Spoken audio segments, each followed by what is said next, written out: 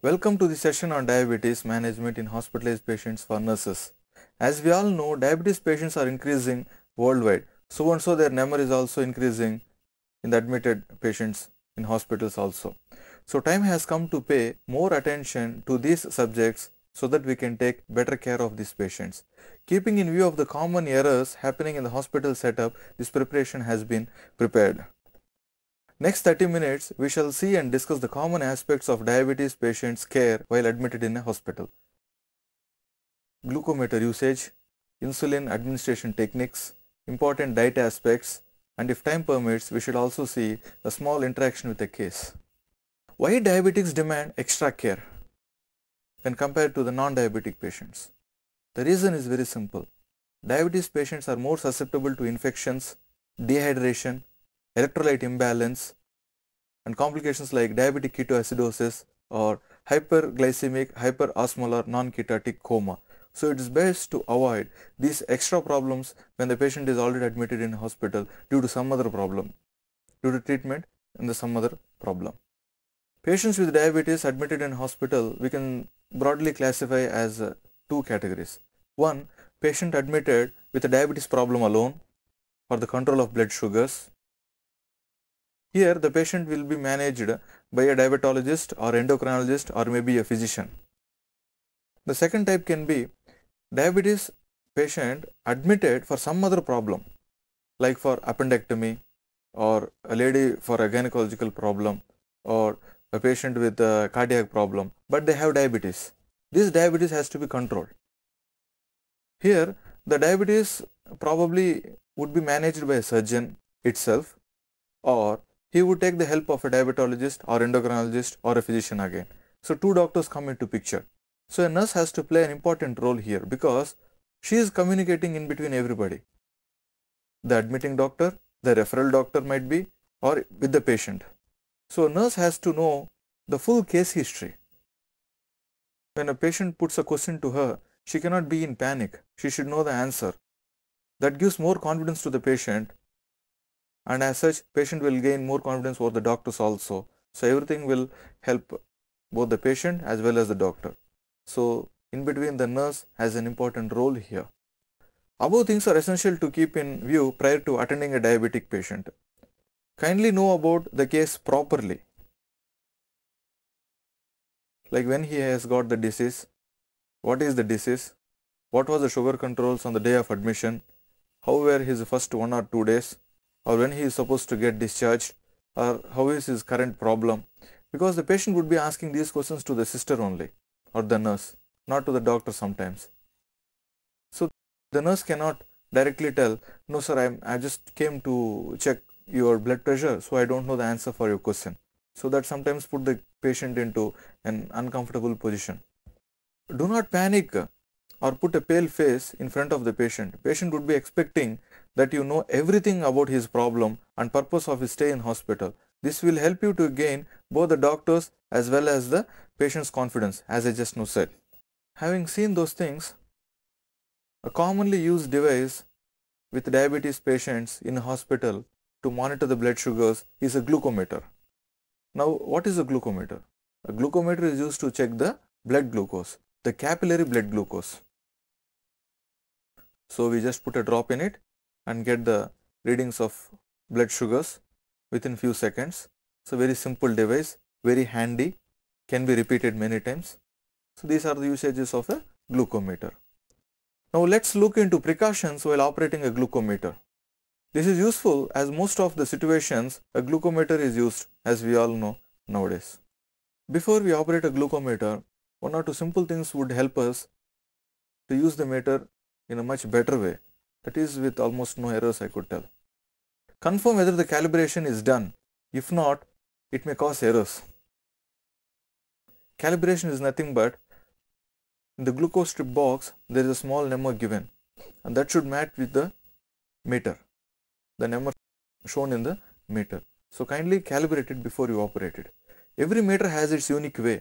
Kindly go through the instructions given with the meter, or get clarified about it with the senior staff nurse or a person who is already got more acquaintance with the same meter.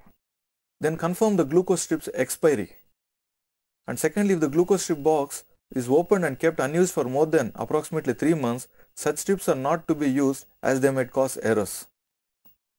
Confirming the expiry date is very important because most of the errors with the glucometer happen because of this expiry strips being used. So once or twice if such mistakes happen, the patient will lose the total confidence again and he would be hesitating to take the treatment from the doctor. Okay, now you have taken a glucometer. Now you have confirmed whether calibration is there or not. You have also checked whether the strips are in usable condition. Before you prick the finger of the patient, a simple thing would help you to do this in a much better way. Pay attention to the thickness of the skin. If thicker, then you may need not have a deep prick to get a good drop of blood. By following this step, you shall avoid pricking the second time. If the skin is tender and the superficial prick is sufficient to avoid pain to the patient. I once again repeat, if the skin is tender, then a superficial prick is enough. If deep prick is done in a thin skinned patient, then it would cause more pain. So maybe for you it is not of much importance, but the second nurse who comes to check the blood sugars maybe in the evening or tomorrow morning, there the patient would be hesitating to show the hand or the finger for pricking. He would be definitely a little bit phobia would be there. So it's better to avoid it. Usually the first drop of blood that oozes out of the skin after the needle prick is not capillary. So wipe the first drop and get the second drop into the glucose strip and wait for the reports to be revealed. Most of the times we in a hurry situation, just whatever the drop comes out of the finger, we just put it onto the glucometer and see what is the reading coming in the meter. It's better wipe off the first drop of blood and the second drop that comes, kindly you put into the meter. If any difficulty for the second drop, you may slightly squeeze the finger and get a full drop of blood.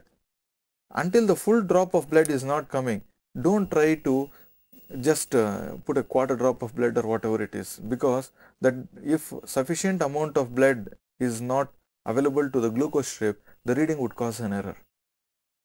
So have a full drop of blood and then that should be given to the glucose strip, so that you get a good report without any second prick or without wasting any time in front of the patient.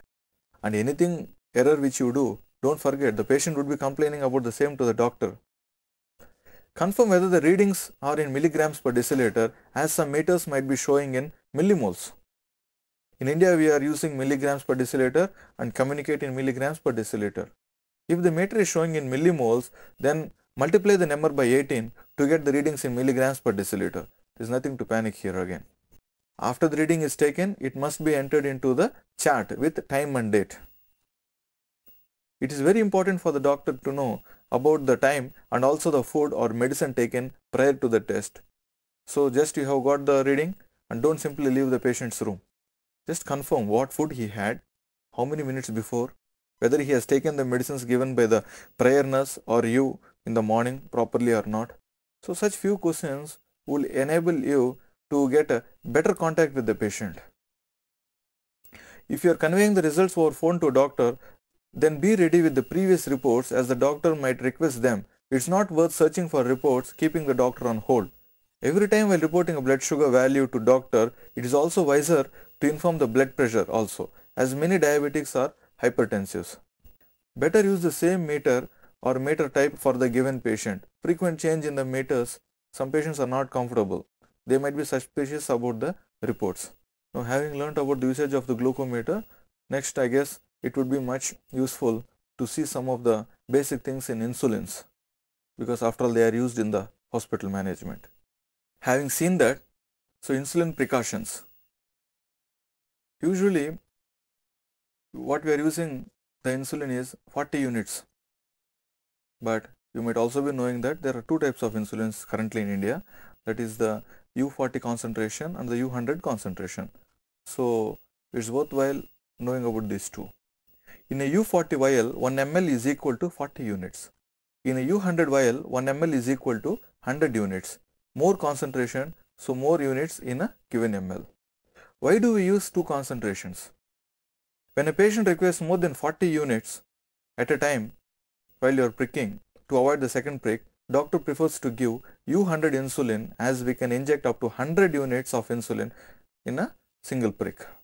In some inevitable conditions, we are forced to use not proper matching syringes.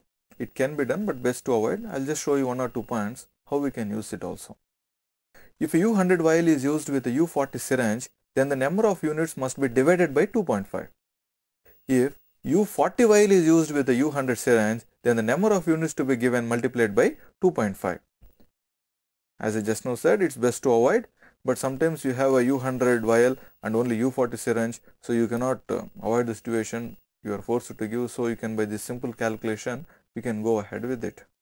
Where can we inject the insulin? Everybody knows about it, anywhere, subcutaneously.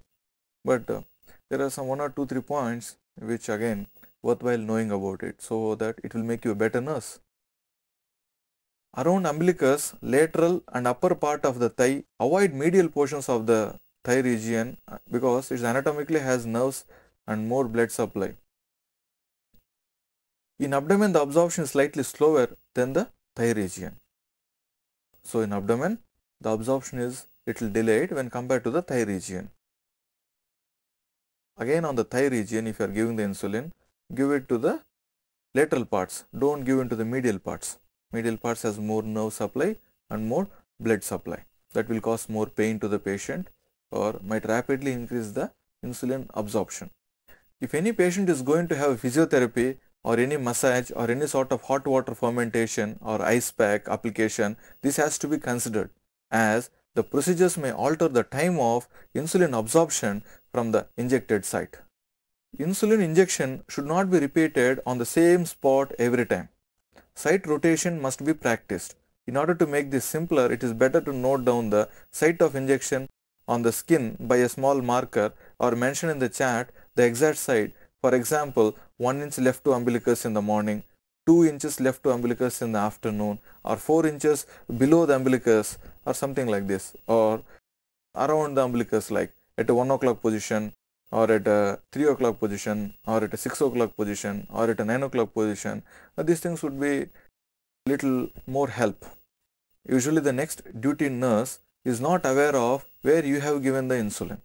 So it's better to mention in the chart, as I just said, so that it will help the next duty nurse not to repeat the injection in the same site where you have injected. Why all this confusion? We can simply prick and just leave the cabin. The problem is, repeated injections in the same site will again alter the insulin absorption, and it can cause some lumps or lipodystrophy, certain things. And one more most important point here is, the patient observes how you are giving the insulin, so that he will be following the same technique after he gets discharged and he is in the house. So every time you are pricking the insulin to the patient is trying to learn out of it. So the better you are, the patient would be doing it the more better way when he is in the house. If any small error happens while you are doing any procedure, kindly don't try to cover it. Better be transparent and tell to the patient, I'm sorry, I would repeat it again. That would be more meaningful, because patients, diabetes patients especially, because of their chronic disorder, and it may not be the first time in the hospital that you are pricking him or you are giving him insulin. He might have already seen it a number of times. So he would be judging you from inside, how good you are, how capable you are. So sometimes a lot of things could be learned by a chronic patient who is having diabetes for the past 5-10 years. He would be in a much better position to explain certain small things to you. So do never ignore what the patient tells to you, and kindly respect the patient, whatever he feels like expressing to you, and allow him to talk with you. Because usually, because of the doctor's busy schedule, a patient would not be comfortable to express all his feelings to the doctor. But as a nurse, you can listen to his feelings, pain, or whatever he tells, and you can simply in a short message convey this to the doctor. So be patient with every patient.